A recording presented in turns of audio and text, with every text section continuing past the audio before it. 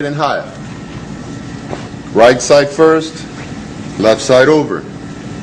Start in the front, go all the way around to the back, all the way around back to the front. Crossover, outside part under and over.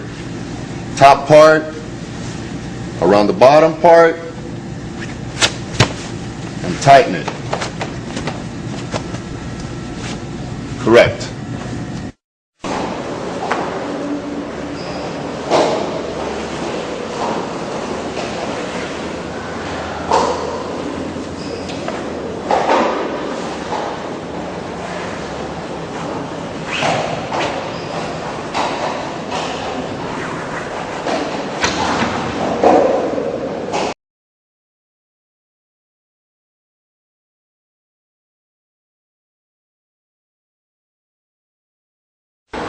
Okay, technique number one is how to tie the belt. Take your belt, hang it from the center. You'll notice the center when both the ends are even. Hang your belt from the center.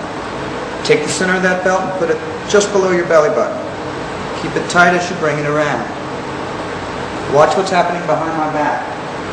I'm taking the one in my left hand and putting it underneath the one in my right hand. So the one in my right hand is now on top and comes around. The other one comes around underneath this way so that it gives the appearance of one layer. Even though there are two layers here, it's underneath this layer. This one's on top. This one's underneath. Once both the underneath layer and the top layer has crossed the center line, take the top layer and tuck it under all layers. You should end up with this. Make sure the ends are even. If one end is shorter than the other, just simply pull it until it's even. From there, take the left hand, flip it over, place the right hand over top, and just bring it south to north. When you pull east to west this way. Not this way. This way. And not from here, but from here.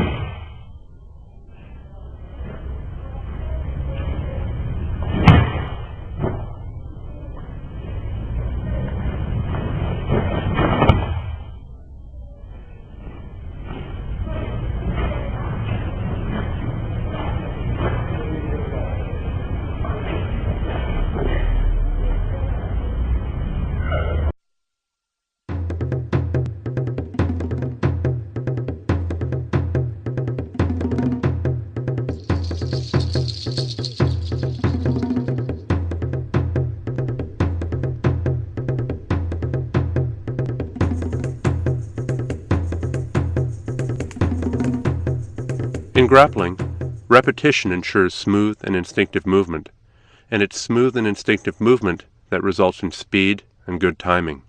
This video is divided into 5 sections. Lateral hip movement is the first section.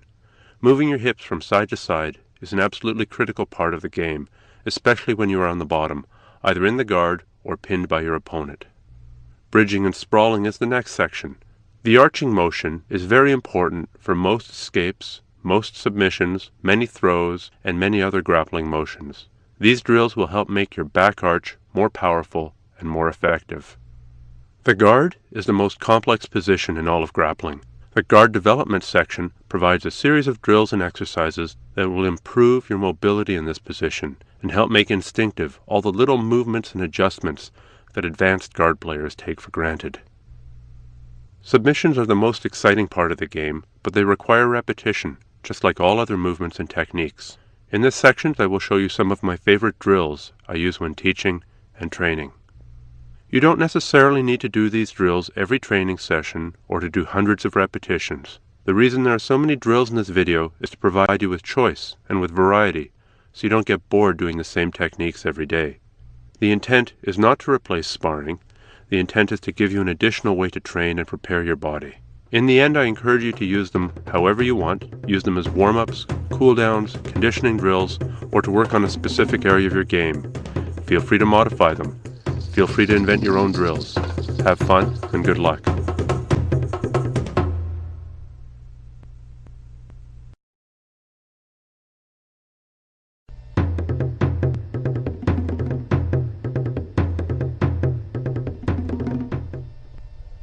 Static shrimping. In this drill, you move from hip to hip without moving forwards or backwards. At the peak of the movement, you are bridging up onto your shoulders and heels, keeping your butt off the ground while you are moving from side to side. Keep your hands in front of your face, simulating maintaining posture while being pinned by your opponent. This drill lays the foundation for many of the more advanced and more difficult drills in this section. Backwards shrimping, 2 legs. First, lie flat on your back with your legs straight. Second, bring your feet up to your butt. Third, turn onto one side, keep your hands up. Fourth, keeping your weight on your bottom shoulder and your heels, lift your butt up and move it away from your feet. Lie flat, feet up to your butt, turn onto your side, push with your legs, keeping your hips and butt off the floor.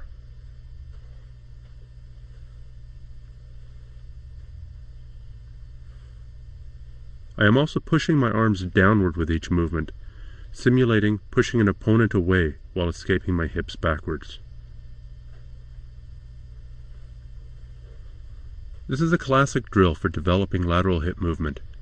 As with all these drills, start by practicing them slowly and then gradually work to becoming more and more smooth and less jerky in your movement. In the beginning, it is a 4-part movement. As you can see here, the shrimping movement has basically become a single movement with all the steps flowing into one another.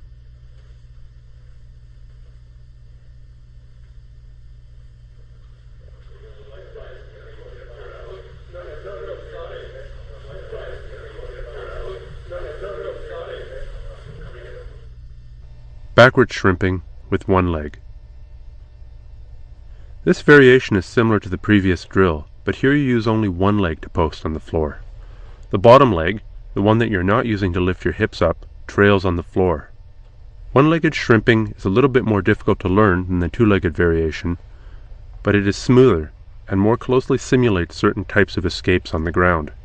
A fun exercise to do in class is to teach everyone this movement and then have races across the mat using shrimping. Backward shrimping with a partner.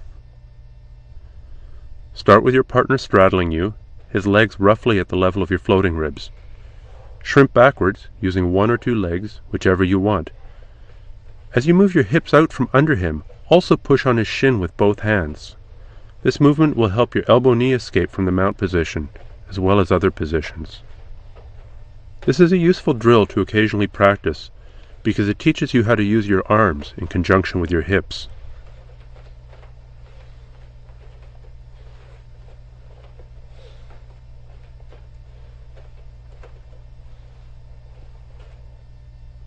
Sideways shrimping. Start by lying on your side, then bend both your arms and your legs. Simultaneously move your shoulders and your feet backwards. During this part of the movement, most of your weight is